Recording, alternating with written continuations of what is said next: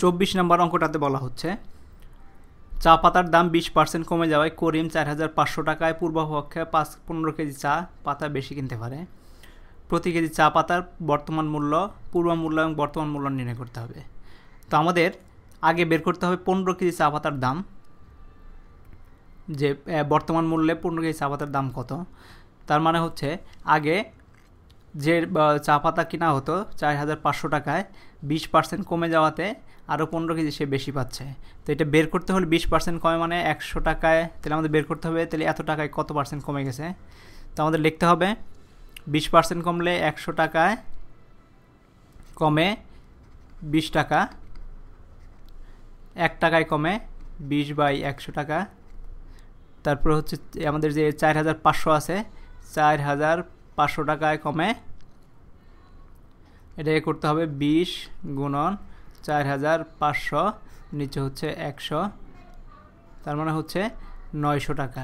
তার মানে 900 টাকা কমে যায়, 20% কমে 900 টাকা কমে যায়, এবং 900 টাকা কমাতে এই 900 টাকা দিয়ে আরও 15 কেজি চা পাতা নিতে পারে। তার মানে 15 কেজির দাম, বর্তমান মূল্য যদি বের করতে যাই, 15 কেজির দাম হচ্ছে 900 টাকা।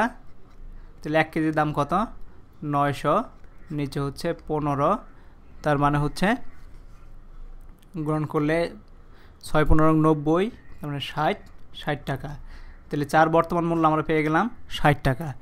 তো এখন আমাদের যেটা পূর্ব মূল্য যেটা ছিল, যে 20% কমে যাওয়াতে পূর্ব মূল্য 100 টাকা হলে বর্তমান মূল্য হবে 80 টাকা।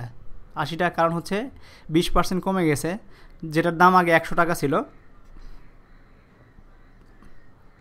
20% কমাতে 100 বিয়োগ 20, মানে ওইটা বর্তমান মূল্য 80 টাকা হয়েছে। তো এখন যদি হয় 80 টাকা হয়, তো আমরা লিখতে পারি চার দাম যদি পূর্ব মূল্য 80 টাকা, বর্তমান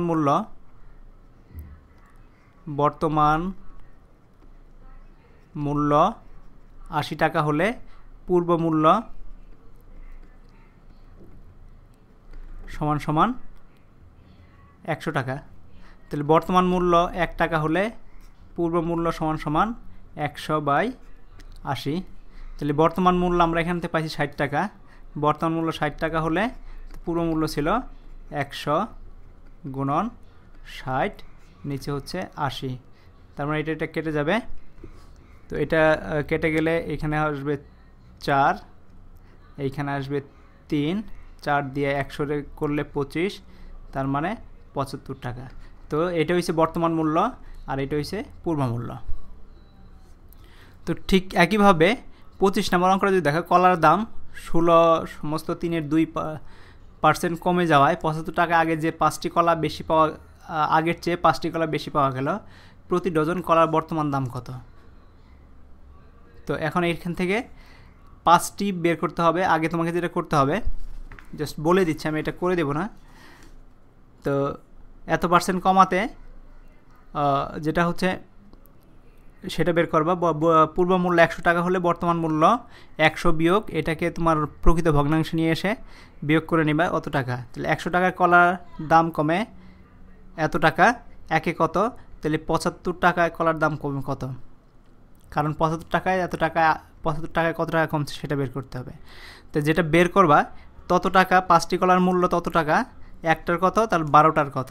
তাহলে 12টা, কারণ 12টাই হচ্ছে 1 ডজন।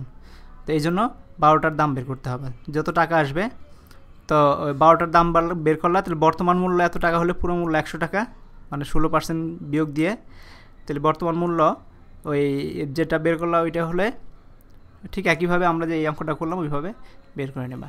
শুধু মনে রাখতে হবে তোমার 1 ডজন কলার দাম বের করতে হবে। এখানে 5টা কলা আছে, 5টা 12টা কলা 1 ডজন কলা, তো ওই 12টার কলার দাম বের করতে হবে। তো 26 নাম্বার দেখি, চিনির মূল্য শতকরা 10 টাকা বেড়ে গেলে, শতকরা 10 টাকা মানে হচ্ছে 10% আগের মতো, এখানে কমে গেছিলো, এখানে বেড়ে গেছে। চিনির ব্যবহার শতকরা কী পরিমাণ কমালে একটি পরিবার চিনির জন্য খরচের কোনো পরিবর্তন হবে না?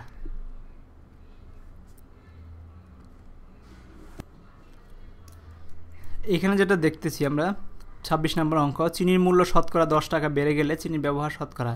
তো আমরা মনে করি যে পরিবারটিকে শতকরা কমাতে হবে কত কত কত পরিমাণ সেটা আমাদের বের করতে হবে।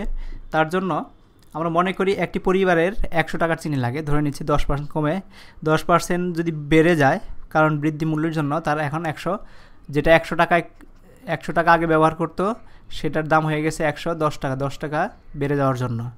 তো ওই পরিবার মূল্য বৃদ্ধির পরেও সে যদি তার কাছে শুধু 100 টাকাই থাকে, সেটা যদি ব্যবহার করতে চায়, তাহলে আমাদের বের করতে হবে বর্ধিত মূল্যে যে পরিমাণ চিনি পাওয়া যাবে তার ওই পরিবার ব্যবহার করতে হবে। তার মানে আমাদের বর্ধিত মূল্যটাতে 100 টাকায় যতটুকু চিনি পাওয়া যাবে সেই পরিমাণ চিনি দাম বের করতে হবে।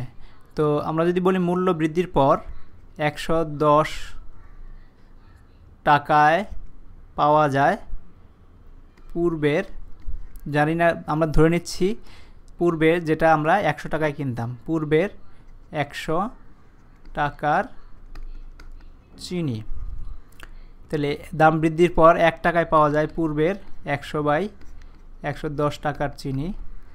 তাইলে অতএব তাহলে 100 টাকায় পাওয়া যায় পূর্বের 100 গুণন 100, নিচে হচ্ছে 110 সমান সমান, এটা কাটাকাটি যদি করি আমি এখান থেকে চলে যাবে এখানে, এটা হচ্ছে তাহলে 1000/11 টাকার এত টাকার চিনি।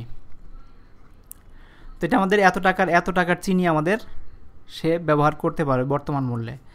তাহলে ওই পরিবারকে শতকরা, তার মানে শতকরা কত করতে হবে, শতকরা 100 থেকে আমরা এটা ভাগ দেব, কমাতে হবে 100 বিয়োগ 1000, নিচে হচ্ছে 11 সমান সমান হচ্ছে, আমরা যদি বলি 1100 বিয়োগ 1000, নিচে হচ্ছে 11 সমান সমান 100/11, যেটাকে আমরা ভাগ করলে 9 সমস্ত 1/11।